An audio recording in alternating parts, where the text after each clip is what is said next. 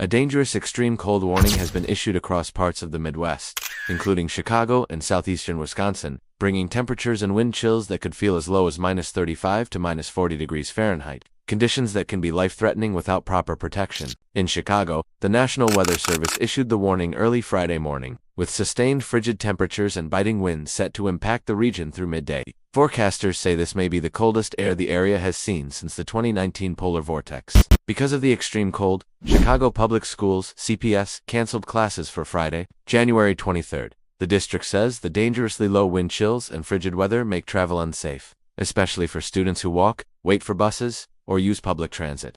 There will be no in-person or remote learning, and extracurricular activities, athletics, and events are also called off for the day. Schools are expected to reopen on Monday, January 26th. This is not just a CPS story. Dozens of schools in the Chicago area and beyond have announced closures or shifts to e-learning due to the cold. Suburban districts, private schools, and community academies are making similar decisions, and families are urged to check official school websites or emergency closing centers for the latest updates. The cold is not confined to Illinois. Southeastern Wisconsin is also under an extreme cold warning, with wind chills continuing into early Saturday. Milwaukee Public Schools confirmed that all schools and sites will be closed Friday due to the weather, and officials are advising families to stay warm and indoors. Emergency officials and weather teams emphasize that exposed skin can develop frostbite in less than 10 minutes in such frigid conditions. Simple outdoor tasks like waiting for the bus or walking a short distance can pose serious risk if people aren't properly dressed or limit their time outside. Closures aren't limited to schools. Museums, libraries, and businesses across the region have also announced closures or adjusted hours as local.